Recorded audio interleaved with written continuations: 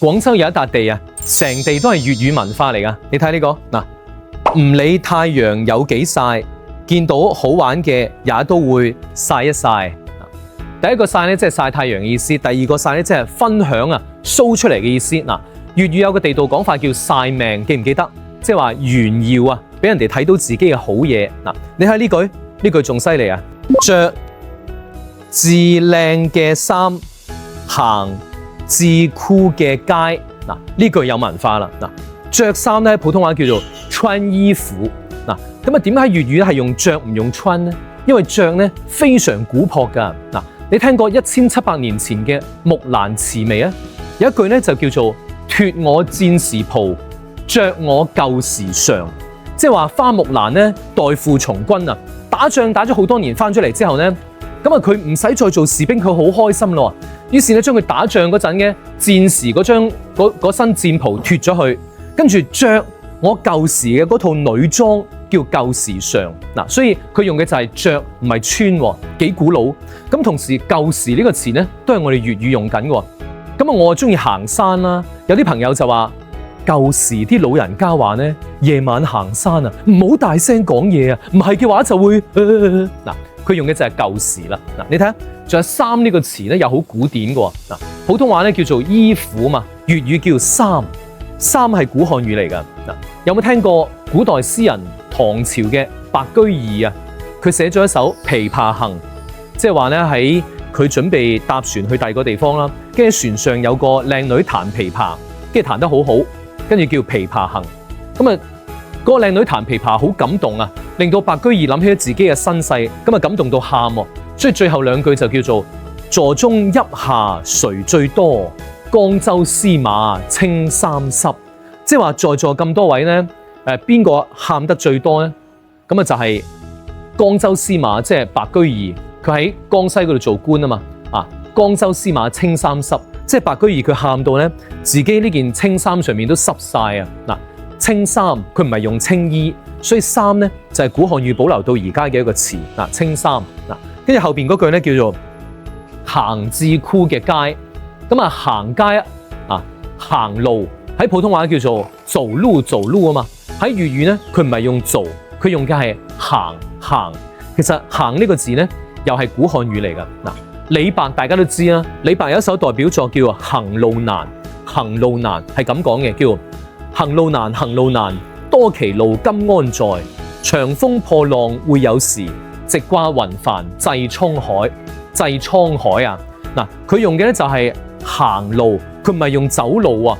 不過咧喺呢首詩裏邊咧，佢又唔係讀行路，佢讀行路。嗱，有咩講究咧？大家聽一聽啦。行呢個字咧喺粵語咧有3個發音啊。如果係表示我哋日常傾偈嗰陣咧，嗱，口語表達叫行路，行快啲，行得快好世界，行得摩冇鼻哥。佢用嘅行呢個口語詞。但係如果你喺古詩詞裏邊咧，或者係成語啊、固定詞語搭配裏邊咧，你係唔可以用行呢個口語音，要用佢書面語嘅音，書面語嘅發音行。譬如話李白嘅詩行路難，譬如話行中行動啊，佢用嘅係行。所以行呢個字你記得喎，喺古詩詞或者係固定詞語搭配，佢讀書面語叫行。仲有一個音咧就係行啦。嗱，銀行嗱，恒生銀行咁啊，匯豐銀行佢係讀行啦。你睇食嘢食味道，睇戲睇全套啊。嗱，又有講究啦。食嘢咧喺普通話咧叫做吃東西嘛。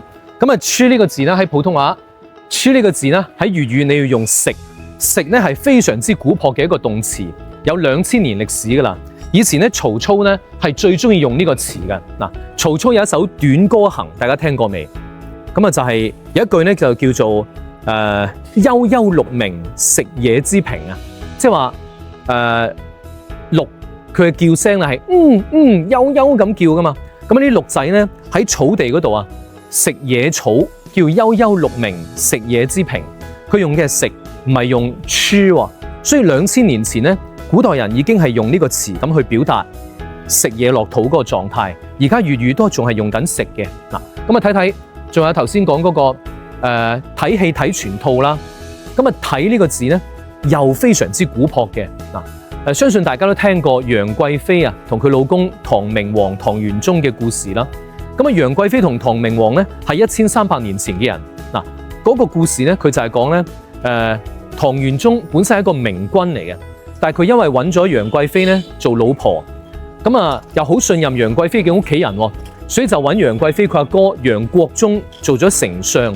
咁啊，楊國忠咧把持咗朝政，因為楊國忠咧係一個奸人嚟嘅，佢大權在手咧之後就做好多不道德嘅一啲交易啦。即係唐朝嗰陣咧，邊個要做官啊，邊個要辦事啊，都要通過佢。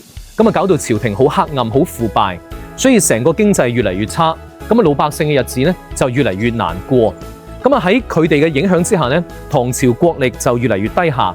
所以咧，咁啊，當時安祿山啊，佢咧好有野心，佢就撈到唐玄宗楊貴妃身邊，認咗楊貴妃做契媽。咁啊，一到黑咧都同唐玄宗楊貴妃飲酒食飯啦。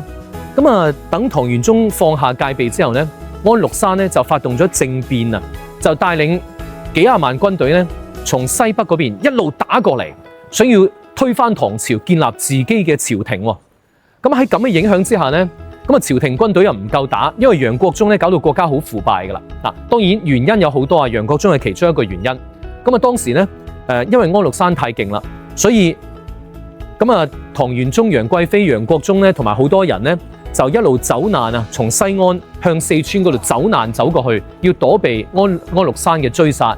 咁啊去到半路咧，啲軍人就唔行咯，因為啲軍人就話：皇上，你必須要殺咗楊貴妃同埋殺埋楊國忠，咁樣我哋先肯行，因為佢兩個禍敗咗成個國家。咁啊唐玄宗冇辦法啦，佢自己保命啊嘛，於是咧就命令楊貴妃咧就吊頸自盡，跟住楊貴妃咧吊頸自盡就喺馬嵬坡嗰度冇咗呢個人，即係就拜拜咗啦。咁啊當時呢件事咧其實係人人都知嘅。咁啊同期咧楊國忠咧就俾啲士兵咁啊亂刀斬死，咁啲士兵咧先至肯將唐玄宗送去四川保住佢條命嘅啫。嗱，咁啊呢件事就被唐朝嘅詩人白居易有一首詩記錄咗落嚟，呢首詩就叫做《長恨歌》。嗱，就係講咗從楊貴妃入宮到楊貴妃死，再到唐朝嘅衰敗，成個過程嘅，好出名嘅。咁裏邊有兩句詩係咁講嘅，叫做含情迎帝謝君王，一別音容兩渺茫。嗱，即係話楊貴妃喺吊頸自盡嗰陣咧，佢含情脈脈咁望住唐玄宗，跟住咧就去咗另一個世界啦。所以含情迎帝咧，即係話含情脈脈一直凝視住睇住唐明皇唐玄宗。帝呢個音咧，佢有兩個音嘅。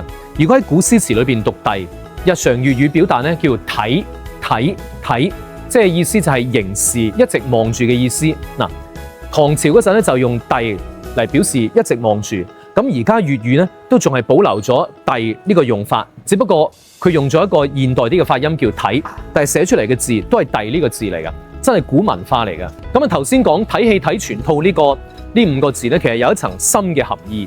因為咧以前啊，即係民國到清朝嗰陣咧，廣州人咧係冇手機冇電腦㗎嘛，冇廣播冇電視乜都冇，佢哋唯一嘅娛樂方式就係去睇大戲，即係聽粵曲睇粵劇。咁啊睇大戲咧就叫睇戲睇全套，一定係從你入場敲鑼開演開始，一直到收尾謝幕為止，中間咧係唔建議你中途離場嘅。兩個原因，一個係咁樣唔尊重呢出戲，另一個咧就係戲飛都唔平噶嘛，咁啊嘥咗套戲飛嘅錢，係咪？嗱，呢個係一個意思。另一個意思就係話睇戲睇全套呢一個貶義嘅含義㗎。嗱，你睇一啲TVB 嘅宮鬥戲啊，即係清朝嗰啲太后啊、皇后啊、貴妃啊、貴人啊嗰啲女人之間嘅宮鬥戲咧，肯定有呢句對白嘅。因為咧一般係咁講嘅，即係兩個貴妃坐埋一齊，就講第三個女人，一般係咁講就話睇戲睇全套。睇下嗰個女人有咩花臣要玩所以睇戲睇全套，即係話咧係要睇下佢要搞啲咩古靈精怪嘢出嚟。仲有呢句啊，今晚去邊度 Red 嗱？呢句咧唔係老廣州粵語嚟嘅，係香港傳過嚟嘅港式粵語，係中文加英文嘅。咁啊 Red 咧喺英文即係濕嘅意思啦咩叫今晚去邊度濕啊？嗱，唔係鹹濕嘢嚟噶，唔好諗歪啊！嗱 ，wet 咧喺英語咧係來自於一個英語短語叫做 wet your whistle，wet your whistle， 即係飲翻杯啊，飲翻杯，所以就係問你今晚去邊度飲翻杯啊？